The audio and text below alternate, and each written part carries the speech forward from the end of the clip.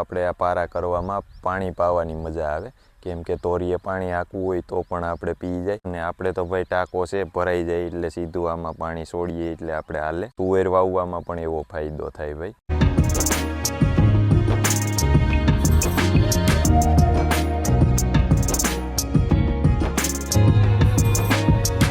હાલો મિત્રો, અટાણે ઘડિયાળમાં વાગી ગયા છે 7 અને આપણે ત્યાં ભાઈ આવી ગયું છે ટ્રેક્ટર. પારા કરવાના હતા, એ પારા કરવા ટ્રેક્ટર આવી ગયું છે. અને લગભગ ભાઈ 6:30 વાગ્યાનું ટ્રેક્ટર તો આવી ગયું છે. અડધા ક્યારા તો આપણે તણાઈ ગયા પણ છે.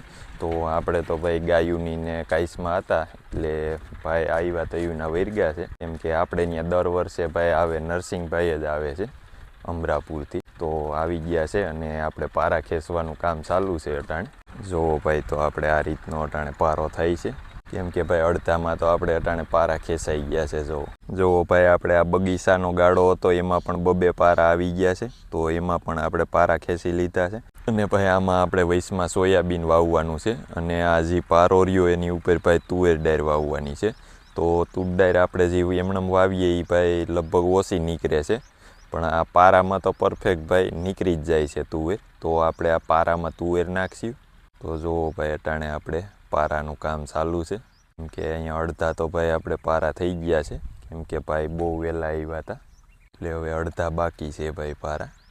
તો ભાઈ પારાના ફાયદાની વાત કરીએ આપણે તો એક તો કેમ કે ભાઈ પહેલા નંબરમાં તો આપણે આ પારા કરવામાં પાણી પાવાની મજા આવે, કેમ કે તોરીએ પાણી આકવું હોય તો પણ આપણે પી જાય, અને આપણે તો ભાઈ ટાંકો છે ભરાઈ જાય એટલે સીધું આમાં પાણી છોડીએ એટલે આપણે હાલે. તુવેર વાવવામાં પણ એવો ફાયદો થાય ભાઈ, કેમ કે તુવેર પારામાં ભાઈ નીકળી જ જાય, ન નીકળે એવું ન બને. એમણમ હોય તો હજી તુવેર નથી નીકળતી, પણ આપણે પારા કર્યા ને તુવેર વાવી કહીએ આપણે તુવેર ફેલ નથી ગઈ, તો ઓણ પણ આપણે તુવેર જ વાવીએ એમ છીએ.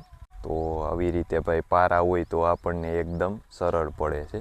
વરદી ત્યાં પોર જ આપણે પારા નહોતા કર્યા, બાકી આપણે વરહો વરાઈ પારા કરીએ જ છીએ. અને આપણે ત્યાં નરસિંહભાઈ જ આવે છે ભાઈ પારા કરવા અને વાવવા.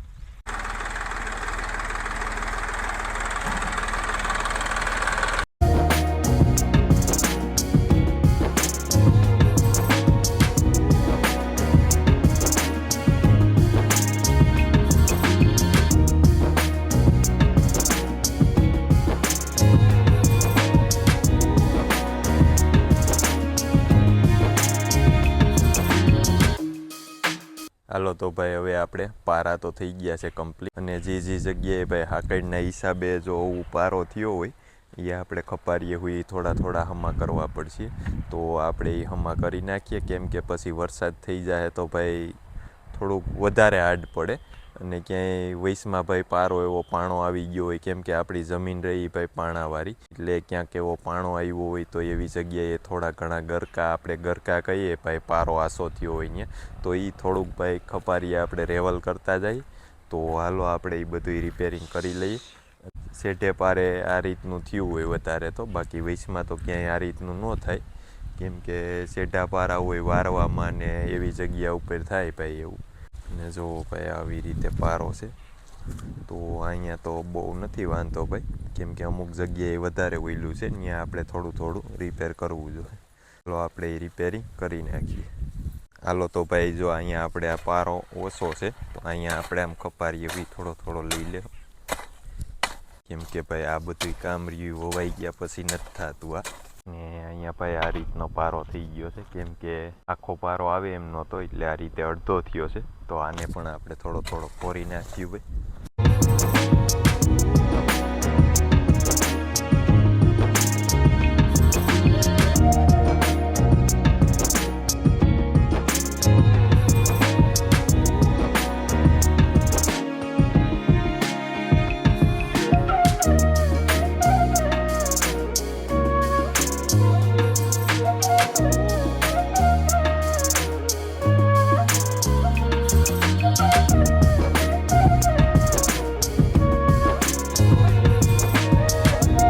તો ભાઈ આ પારો રહ્યો એ અહીંયા પણ આસો છે, તો અહીંયા આપણે રિપેર કરી લઈ. તો જોવો ભાઈ અહીંયા હાકડના હિસાબે થોડોક પારો રહી ગયો છે, એટલે આવી જગ્યાએ છે ત્યાં થોડું આપણે કરવું જોઈએ રિપેરિંગ. તો ભાઈ અહીંયા હાકડના લીધે થોડોક વધારે પારો નબળો છે, તો એવા પારા આપણે રિપેર કરવાના છે. તો આવી રીતની ટગલી થઈ હોય એને ભાઈ આપણે પારે ચડાવી દેવું.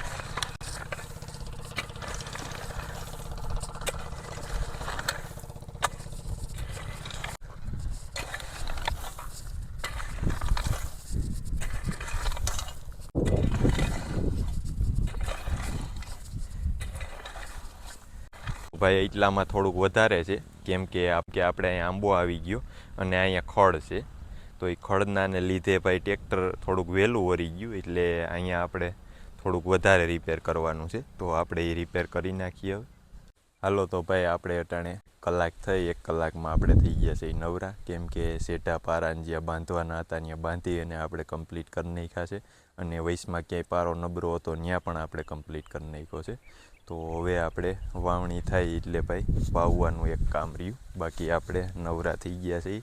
જુઓ ભાઈ આ રીતના બધે જ્યાં જ્યાં ટ્રેક્ટર નહોતું પહોંચ્યું ત્યાં આપણે બાંધી દીધા છે. અમુક જગ્યાએ કલમું પણ નડતી હતી, એટલે કલમું નડતી હતી એ જગ્યાએ પણ આપણે ખપારી લઈને બધે કમ્પ્લીટ કરી નાખ્યું છે. જુઓ આવી, કેમ કે હવે વિખાહે પણ થોડા જાજો સીલો જ સમો કરવો જોઈએ, બાકી તો રેડી થઈ ગયું. જુઓ હાલો તો ભાઈ અટાણે આંબા પાવાનું ચાલુ કરી દીધું આપણે, કેમ કે ખામણા પણ થોડાક ભાઈ હરખા કરવા પડે એમ છે. અમુક જગ્યાએ ભાઈ જે ટ્રેક્ટર આવ્યું હતું આપણે પારા ખેંચવાથી અમુક જગ્યાએ અડી ગયા હોય, એટલે ખામણું ભાઈ વિખાઈ ગયું હોય, એટલે થોડા થોડા ભાઈ આપણે ખામણા અટાણે હરખા કરતા જઈએ છીએ અને પાતા જઈએ છીએ.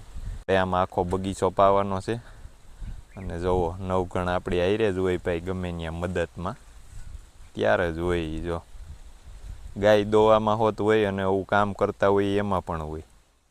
તો ભાઈ આંબા હેઠે કીડીયું બહુ હોય, તો આગળથી કીડીયું બહુ કઈડે ક્યાં કઈડી ત્યાં છે.